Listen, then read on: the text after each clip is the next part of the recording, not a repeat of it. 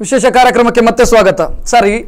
ಈ ಒಂದು ಲಾಟರಿ ಹಗರಣ ಹೊರಗೆ ಬಂದ ನಂತರದ ಒಂದು ಬೆಳವಣಿಗೆಯನ್ನು ಗಮನಿಸಿದ್ರೆ ಪೊಲೀಸ್ ಇಲಾಖೆಯ ಇನ್ವಾಲ್ವ್ಮೆಂಟ್ ಬಗ್ಗೆ ಚರ್ಚೆ ಆಗ್ತಾ ಇದೆ.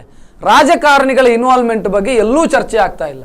ಅಂದರೆ ನಮ್ಮ ರಾಜಕಾರಣಿಗಳು ಅಷ್ಟು ಅಮಾಯಕರು ಅಥವಾ ಈ ಲಾಟರಿ ಹಗರಣದಲ್ಲಿ ಇಲ್ಲವೇ ಇಲ್ಲ ಅಂತ ನಾವು ತಿಳ್ಕೊಳ್ಬೇಕು. ಏನು ಎಲ್ಲೂ ಚರ್ಚೆ ಆಗ್ತಾ ಇಲ್ಲ. ವಿಪಕ್ಷದವರು ಮಾತಾಡ್ತಾ ಇಲ್ಲ, ಆಡಳಿತ ಪಕ್ಷದವರು ಮಾತಾಡ್ತಾ ಇಲ್ಲ. ಅಂದರೆ ಇದು ಯಡಿಯೂರಪ್ಪ ಅವರ ಕಾಲದಲ್ಲೂ ಈ ಲಾಟರಿ ದಂಧೆ ನಡೀತಾ ಬರ್ತಾ ಇತ್ತು. ಲಾಟರಿ ದಂಧೆಗೆ ಅಂಕುಶ ಬಿದ್ದ ಕೂಡಲೇ ಆರಂಭ ಆಗಿದೆ, ಸಿಂಗಲ್ ನಂಬರ್ ದಂಧೆ ನಡೀತಾ ಇರೋದು. ಆ ನಂತರ ರಾಜಕಾರಣಿಗಳ ಇನ್ವಾಲ್ವ್ಮೆಂಟ್ ಬಗ್ಗೆ ಚರ್ಚೆ ಆಗೋದಿಲ್ಲ. ಯಾಕೆ? ಪೊಲೀಸ್ ಇಲಾಖೆಯ ಇನ್ವಾಲ್ವ್ಮೆಂಟ್ ಬಗ್ಗೆ ಮಾತ್ರ ಚರ್ಚೆ ಆಗ್ತಾ ಇದೆ. ನೋಡಿ, CID ತನಿಖೆಯನ್ನು ಪ್ರಾಥಮಿಕ ಹಂತದಲ್ಲಿದೆ. ಇದರಲ್ಲಿ ಕೋಲಾರ ಅಥವಾ ರಾಯಚೂರು ಈ ಕಡೆ ಎಲ್ಲ ಇನ್ವಾಲ್ವ್ಮೆಂಟ್ ರಾಜಕಾರಣಿ ಇಲ್ಲ ಅಂದರೆ ಭಾಳ ಆಶ್ಚರ್ಯ ನನಗೆ. ಯಾಕಂದರೆ ಡೆಫಿನೆಟಾಗಿ ರಾಜಕಾರಣಿಗಳ ಕೈವಾಡ ಮತ್ತು ಸಪೋರ್ಟ್ ಬೆಂಬಲ ಇದಕ್ಕೆ ಇರಲೇಬೇಕಾಗ್ತದೆ. ಅವರ ಬೆಂಬಲ ಇಲ್ಲದ್ರೆ ಅವರಾದರೂ ಕೂಡ ಪೊಲೀಸರ ಗಮನಕ್ಕೆ ತರ್ತಿದ್ದರು. ಲೋಕಲ್ ಪಾಲಿಟಿಷಿಯನ್ಸ್, MLA, ಮಿನಿಸ್ಟರ್ಗಳು ಸುವರ್ಣ ನ್ಯೂಸ್ ಬಂದ ಮೇಲೆ ಮಾತ್ರ ಹಾರಾಡ್ತಾ ಇದ್ದಾರೆ. ಅವರು ಅವ್ರಿಗೆ ಗೊತ್ತಿಲ್ವಾ? ಲೋಕಲ್ MLAಗೆ, ಲೋಕಲ್ ಪಂಚಾಯತ್ನವರಿಗೆ, ಲೋಕಲ್ ಜಿಲ್ಲಾ ಪಂಚಾಯತ್ನವರಿಗೆ ಅಥವಾ ಯಾವ ಪಾಲಿಟಿಷಿಯನ್ಸ್ ಕೂಡ ಈ ದಂಧೆ ನಡೆದು ಗೊತ್ತಿದ್ದೇ ಇರ್ತದೆ. ಅವರಿಗೆ ಇನ್ವಾಲ್ವ್ಮೆಂಟ್ ಇಲ್ಲ ಅಂದಮೇಲೆ ಅವರು ಇದನ್ನು ಮೇಲಿನ ಸರ್ಕಾರದ ಗಮನಕ್ಕೆ ತರಲಿಲ್ಲ. ಸೊ ಅವರು ಇನ್ವಾಲ್ವ್ಮೆಂಟ್ ಗೊತ್ತಾಗಬೇಕು, ಟೈಮ್ ಇದೆ. ಎರಡನೇ ಪಾಯಿಂಟ್ ಏನಪ್ಪಾ ಅಂದರೆ, ಶ್ರೀಮಾನ್ ಪವಾರ್ ಎಸ್ ಪಿ ಅವರು ಇದ್ರು, ಅವರು ತನಿಖೆ ಮಾಡ್ತಾರೆ. CID ತನಿಖೆ ಅಂದರೆ ಒಬ್ಬ SP ಲೆವೆಲ್ ತನಿಖೆ ಮಾಡ್ತಾ ಇದ್ದಾರೆ. Close supervision of the ADG CID ಮಾಡ್ತಾ ಇದ್ದಾರೆ. ನನ್ನ ಲೆಕ್ಕದಲ್ಲಿ ಪ್ರತಿಯೊಂದು ಇಂತಹ ಕೇಸುಗಳು direct supervision of the ADG. ಅವರು ಬಿಪಿನ್ ಗೋಪಾಲಕೃಷ್ಣ ಅವರು ADG ಇದ್ದಾರೆ, ಆ್ಯಂಡ್ ಸುಬೋಧ್ ಸೋಮನ್ ಮುಖರ್ಜಿ ಅವರು IG ಇದ್ದಾರೆ ಇಲ್ಲಿ. ಸೊ ಡೆಫಿನೆಟ್ಲಿ ಒಬ್ಬ ADG ಲೆವೆಲ್ನಲ್ಲಿ ಕ್ವಶನ್ ಮಾಡಬೇಕಾದ್ರೆ ಅವರ ಸಾನ್ನಿಧ್ಯದಲ್ಲಿ, ಅವರ ಇದರಲ್ಲಿ ಕ್ವಶನ್ ಆಗ್ತಾ ಇರಬೇಕು. ಅದರಲ್ಲಿ ಯಾವ ಸಂಶಯ ಇಲ್ಲ ಅಂತ ಅನಿಸ್ತದೆ ನನಗೆ. ಮುನೀರ್ ಅವರು, ಇವತ್ತು ಈ ಹಗರಣವನ್ನು ಗಮನಿಸಿದ್ರೆ ನಿಮಗೆ ಅನಿಸ್ತಾ ಇದೆ ಇದು ಕೇವಲ ಪೊಲೀಸ್ ಡಿಪಾರ್ಟ್ಮೆಂಟ್ ಮತ್ತು ಕೆಲ ಆಂಟಿ ಸೋಷಿಯಲ್ ಎಲಿಮೆಂಟ್ಸ್ಗೆ ಸಂಬಂಧಪಟ್ಟಂತ ಹಗರಣ ಅಂತ ಅನಿಸ್ತಾ ಇದೆಯಾ, ಅಥವಾ ನಮ್ಮ ಜನಪ್ರತಿನಿಧಿಗಳು ಇದರಲ್ಲಿ ಇಲ್ಲ ಅಂತ ನಾವು ಅನ್ಕೊಳ್ಬಹುದಾ? ಅಂದ್ರೆ ಇಂಥ ಏನು ದಂಧೆಗಳಲ್ಲ, ಸಾಮಾನ್ಯವಾಗಿ ಇಂಥ ಇದರಲ್ಲಿ ಕಳ್ಳದಂಧೆಗೋರರು ಮತ್ತು ಪೊಲೀಸ್ ಇಲಾಖೆ ಇವರ ಮಧ್ಯೆ ಜಾಸ್ತಿ ಒಂದು ಇದಿರುವಂತಹದ್ದು, ಅಂಡರ್ಸ್ಟ್ಯಾಂಡಿಂಗ್ ಅಲ್ಲಿ ನಡೆಯುವಂತಹದ್ದು. ಯಾಕೆಂದ್ರೆ ಈ ಆಯಕಟ್ಟಿನ ಸ್ಥಳದಲ್ಲಿ ಅಧಿಕಾರಿಯಾಗಿ ನೇಮಕ ಮಾಡಬೇಕು ಅಂತಾದ್ರೆ ಅವರು ಎಷ್ಟೋ ಸಂಬಂಧಪಟ್ಟವರಿಗೆ ಪೇಮೆಂಟ್ ಮಾಡಿರ್ತಾರೆ, ಗೊತ್ತಾಯ್ತಲ್ಲ. ಸಬ್ ಇನ್ಸ್ಪೆಕ್ಟರ್ ಲೆವೆಲ್ ಅಲ್ಲೇ ಲಕ್ಷಾಂತರ ರೂಪಾಯಿ ಮಂಗಳೂರಿನಂತ ಜಾಗದಲ್ಲೇ ತಗೊಳ್ತಾರೆ ಮೇಲ್ಗಡೆ ಅನ್ನುವಂತಹದ್ದು ಸಾಮಾನ್ಯವಾಗಿ ಎಲ್ಲರಿಗೂ ಗೊತ್ತಿರುವಂತಹದ್ದು. ಇನ್ನು ಬ್ಯಾಂಗ್ಳೂರಿನಲ್ಲಿ ಇಂತಹ ದೊಡ್ಡಂತಹ ಪ್ಲೇಸ್ಗಳಲ್ಲಿ ಇರುವಾಗ ಇನ್ನು ಎಷ್ಟೋ ಪೇಮೆಂಟ್ಗಳು ನಡೆದಿರಬಹುದು. ಅಂದ್ರೆ ಈ ಸ್ಥಳೀಯ ಮಟಕ ದಂಧೆ ಒಂದು ಜಿಲ್ಲೆಯಲ್ಲಿ, ನಮ್ಮ ಪಕ್ಕದ ಜಿಲ್ಲೆಯಲ್ಲಿ ನಡೀತಾ ಇರುವಂತಹ ಮಟಕ ದಂಧೆಯಲ್ಲಿ ಅಲ್ಲಿಯ ರಾಜಕೀಯ ಪಕ್ಷದ ಮುಖಂಡರು ದುಡ್ಡು ಮಾಡ್ಕೊಳ್ತಾ ಇದ್ದಾರೆ ಅನ್ನುವಂತ ಆರೋಪ ಇದೆ. ನಾವು ಇಲ್ಲಿಗ ಜಿಲ್ಲೆಯ ಉಸ್ತುವಾರಿ ಸಚಿವ ರಮನಾಥ್ ರೈಗಳು ಅಥವಾ ಇಲ್ಲಿಯ 7-8 ಜನ MLAಗಳು, ಲೋಕಸಭಾ ಸದಸ್ಯರು ಇದರಲ್ಲಿ ಭಾಗವಹಿಸಿದ್ದಾರೆ ಅಂದ್ರೆ ನಾವು ಸುಳ್ಳು ಹೇಳ್ತಾ ಇದೀವಿ ಅಂತ ಆಗುತ್ತೆ. ಇವರಿಲ್ಲ. ಆದ್ರೆ ಏನಾಗುತ್ತೆ ಅಂದ್ರೆ ಈ ರಾಜಕಾರಣಿಗಳ ಹಿಂದೆ ಇರುವಂತವ್ರು ಇರ್ತಾರಲ್ಲ, ಹಿಂಬಾಲಕರು, ಅವರು ಇದೆಲ್ಲವನ್ನು ಕೂಡ ಹ್ಯಾಂಡಲ್ ಮಾಡುವಂತ ಹೆಚ್ಚಿನವರು ಅವರೇ. ಇಲ್ಲಿದೆ ನೋಡಿ, ಇನ್ನು ಬೆಂಗಳೂರು, ಕೋಲಾರ, ರಾಯಚೂರು ಬಿಟ್ಟಾಕಿ ದಕ್ಷಿಣ ಕನ್ನಡ ಜಿಲ್ಲೆಯನ್ನೇ ನೀವು ಉದಾಹರಣೆ ಐತೇವಲ್ಲ. ಈಗ ಇಲ್ಲಿ ಮರಳು ಮಾಫಿಯಾ ಇದೆ, ಇಲ್ಲಿಯ ಸ್ಕಿಲ್ ಗೇಮ್, ವಿಡಿಯೋ ಗೇಮ್ಗಳಿದೆ, ಇಲ್ಲಿಯ ಸ್ಪೀಡ್ ಕ್ಲಬ್ಗಳಿದೆ. ಇದನ್ನೆಲ್ಲ ನಡೆಸುವವರು ಇಲ್ಲಿಯ ಆಡಳಿತಾರೂಢ ಜನಪ್ರತಿನಿಧಿಗಳೇನಿದೆ ಅವರ ಆಪ್ತರಾಗಿರ್ತಾರೆ. ಒಂದು ಅವರು ರಾಜಕಾರಣದಲ್ಲಿ ಇರ್ತಾರೆ, ಪಕ್ಷದ ಪದಾಧಿಕಾರಿಗಳಾಗಿಯೋ ಇನ್ನೊಂದಾಗಿ ಇರ್ತಾರೆ, ಇನ್ನೊಂದು ಈ ಜನಪ್ರತಿನಿಧಿಗಳ ಮಂತ್ರಿಗಳ ಆಪ್ತರಾಗಿರ್ತಾರೆ. ಅದರಿಂದಾಗಿ ಬೇರೆ ಕಡೆ ಕೂಡ ಇದೇ ಪರಿಸ್ಥಿತಿ ಇರ್ತದೆ. MLA ಒಬ್ಬ ಮಟ್ಕಾ ದಂಧೆ ನಡೆಸ್ತಾನೆ, MLA ಒಬ್ಬ ಲಾಟ್ರಿ ದಂಧೆ ನಡೆಸ್ತಾನೆ, ಅಥವಾ ಅವನಿಗೆ ಇಷ್ಟು ಮಾಮೂಲಿ ಬರ್ತದೆ ಅಂತ ಹೇಳಿದ್ರೆ, ಕೆಲವು ಹೈದರಾಬಾದ್ ಕರ್ನಾಟಕ, ಮುಂಬೈ ಕರ್ನಾಟಕ ಭಾಗದಲ್ಲಿ ಇರ್ಬೋದು ಮಟ್ಕಾದವನ ಮಾಮೂಲಿ. ಇಂಥ ಬೇರೆ ಕಡೆ ಅದು ಶಾಸಕನಿಗೆ, ಮಂತ್ರಿಗಳಿಗೆ ಮಾಮೂಲಿ ಇರ್ತದೆ ಅಂತ ಹೇಳಲಿಕ್ಕಾಗಲ್ಲ. ಅವ್ನು ಗೊತ್ತಿದ್ದು ಅವ್ನು ಮಾಡಿಸ್ತಾನೆ ಅಂತ ಹೇಳಕ್ಕಾಗಲ್ಲ. ಆದ್ರೆ ಅವನ ಆಪ್ತ ಬಲಗ ಇದೆಯಲ್ಲ, ಅವನ ಬೇಕು ಬೇಡಗಳನ್ನು ನಿಭಾಯಿಸುವಂತಹದ್ದು, ಅವನಿಗೆ ಬೇಕಾದಂತ ಏನು ಅವನ ಇಲೆಕ್ಷನ್ ಖರ್ಚು ಕೊಡುವಂತಹದ್ದು, ಅವನ ಸಭೆ ಸಮಾರಂಭಗಳ ಇದನ್ನು ನೋಡುವಂತಹದ್ದು, ಆತನ ಬೇರೆ ಬೇರೆ ಖರ್ಚುಗಳನ್ನು ನಿಭಾಯಿಸುವವನಿಂತಾರಲ್ಲ, ಅವನು ಇದನ್ನೆಲ್ಲ ಮಾಡ್ತಾ ಇರ್ತಾನೆ.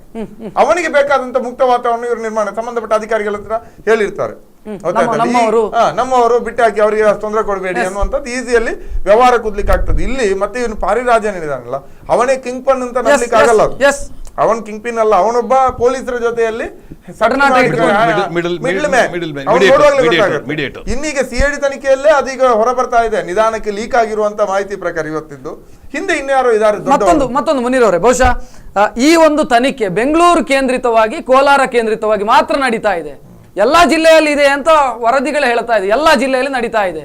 ಸೊ ಇಲ್ಲಿಗೆ ಅದರ ಇದು ತನಿಖೆಯ ಬೇರೆ ತಲುಪೋದಿಲ್ವಾ? ಅಂದ್ರೆ ಈ ಸಿಂಗಲ್ ನಂಬರ್ ದಂಧೆ ಏನಿದೆ, ಈ ಅಕ್ರಮ ದಂಧೆ, ಇದನ್ನ ಒಬ್ಬನೇ ಮಾಡ್ತಾನೆ ಅಂತ ಹೇಳಲಿಕ್ಕಾಗಲ್ಲ. ಇಡೀ ಕರ್ನಾಟಕದ ವ್ಯವಹಾರವನ್ನು ಒಬ್ಬನೇ ಇವನು ನಿಭಾಯಿಸ್ತಾನೆ, ಡಾನ್ ನಿಭಾಯಿಸ್ತಾನೆ ಅಂತ ಹೇಳಲಿಕ್ಕಾಗಲ್ಲ.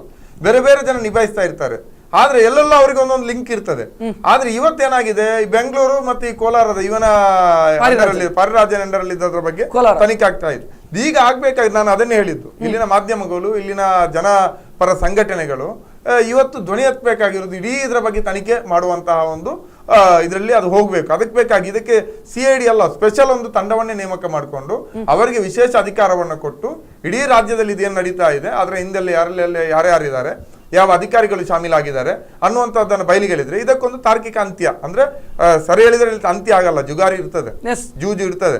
ಆದ್ರೆ ಒಂದು ಮಟ್ಟಕ್ಕೆ ಇದು ನಿರ್ಮೂಲನ ಆಗ್ತದೆ. ಮತ್ತು ಈಗ ನಿಮ್ಗೆ ಮಟ್ಕ ನಡೀತದ, ಜೂಜು ನಡೀತದ, ವೇಷಾವಟಿಕೆ ನಡೀತದ ಅನ್ನುವಂಥದ್ದು ಮುಖ್ಯ ಅಲ್ಲ, ಅದರಲ್ಲಿ ಅದನ್ನ ಕಂಟ್ರೋಲ್ ಮಾಡಿದವರೇ ಶಾಮೀಲಾಗಿದ್ದಾರೆ ಅನ್ನುವಂಥದ್ದು ಬಹಳ ಮುಖ್ಯ. ಅದಕ್ಕಾಗಿ ಪೊಲೀಸ್ ಇಲಾಖೆಯನ್ನು ಶುದ್ಧೀಕರಣ ಮಾಡಲಿಕ್ಕೆ ಸಿದ್ದರಾಮಯ್ಯನವರಿಗೆ ಇದು ಒಳ್ಳೆ ಅವಕಾಶ. ಅವರಿದನ್ನು ಬಳಸ್ಕೊಂಡ್ರೆ ಇದು ಸಂಪೂರ್ಣವಾಗಿ ಬಗೆಹರಿತಾರೆ ಅನ್ನುವಂಥ ನಂಬಿಕೆ ಖಂಡಿತವಾಗಿ ನನಗಿಲ್ಲ, ಖಂಡಿತವಾಗಿಲ್ಲ. ಅವರಿದನ್ನು ಬಳಸ್ಕೊಳ್ಬೇಕು. ಈಗಲೇ ಹೇಳಿದ್ರಿ CIDಯ ಮಧ್ಯಂತರ ವರದಿ, ನಾವು ಎಷ್ಟೋ ಪ್ರಕರಣಗಳಲ್ಲಿ ಮಧ್ಯಂತರ ವರದಿಗೂ ಅಂತಿಮ ವರದಿಗೂ ವ್ಯತ್ಯಾಸಗಳನ್ನು ಕಂಡದ್ದಿದೆ. ಮಧ್ಯಂತರ ವರದಿಯಲ್ಲಿ ಆರೋಪಿ ಅಂತ ಇದ್ದವ ಅಂತಿಮ ವರದಿ ಸಲ್ಲಿಸಿದಾಗ ಆತ ಆರೋಪಿಯೇ ಅಲ್ಲ. ಚರ್ಚ್ ದಾಳಿಯ ಘಟನೆ ನಿಮಗೆ ನೆನಪಿರಬಹುದು ಬಹುಶಃ. ಮಧ್ಯಂತರ ವರದಿ ಒಂದಿತ್ತು, ಅಂತಿಮ ವರದಿ ಒಂದು, ನ್ಯಾಯಾಂಗ ತನಿಖೆ. ನ್ಯಾಯಾಂಗ ತನಿಖೆ. ಸೊ ಇಲ್ಲಿ ನಾವು ಯಾವ ನಿರೀಕ್ಷೆ ಇಟ್ಟುಕೊಳ್ಬಹುದು ಅಂದ್ರೆ, ಒಬ್ಬ SP ತನಿಖೆ ಮಾಡ್ತಾ ಇದ್ದಾರೆ, IGP ರೇಂಜಿನ ಅಧಿಕಾರಿಗಳು ಇನ್ವಾಲ್ವ್ ಆಗಿದ್ದಾರೆ, ಇದು ಬದಲಾಗಬಹುದೋ ಅಥವಾ ಇದರಲ್ಲಿ ಏನಾದರೂ ಚೇಂಜಸ್ ಕಾಣುವಂತ ಸಾಧ್ಯತೆಗಳಿದೆಯಾ? ಯಾಕೆಂದ್ರೆ ಪ್ರಾಥಮಿಕ ಘಟ್ಟ, ಮಧ್ಯಂತರ ಘಟ್ಟ, ಅಂತಿಮ ಘಟ್ಟ. ಪ್ರಾಥಮಿಕ ಹಂತ ನಡೀತಾ ಉಂಟು. ಇದು ಮಧ್ಯಂತರ ವರದಿ ಅಂತ ಹೇಳೋದು, ಪ್ರಾಥಮಿಕ ವರದಿ ಗೊತ್ತಿಲ್ಲ, ಬಟ್ ಈಗ ಪ್ರಾಥಮಿಕ ತನಿಖೆ, ಪ್ರಿಲಿಮಿನರಿ ಇನ್ವೆಸ್ಟಿಗೇಷನ್, ಪ್ರಿಲಿಮಿನರಿ ಎಂಕ್ವೈರಿ ನಡೀತಾ ಉಂಟು. ಇದರ ಆಧಾರದ ಮೇಲೆ FIR ಇಶ್ಯೂ ಮಾಡ್ತಾರೆ. ನಂತರ FIR ಆದಮೇಲೆ ಮಧ್ಯಂತರ ವರದಿ ಅಂತಿಲ್ಲ. FIR ನಲ್ಲಿ ಐದರ್ ಕ್ಲೋಸ್ ದಿ FIR ಇದು ಅಥವಾ ಚಾರ್ಜ್ ಶೀಟ್ ದ ಕೇಸ್, ಎರಡೇ ಇರುವುದು ಇದರಲ್ಲಿ. ನಿಮಗೆ ಗೊತ್ತಿರ್ಬೋದು, ಇವನು ನಿಮ್ಮ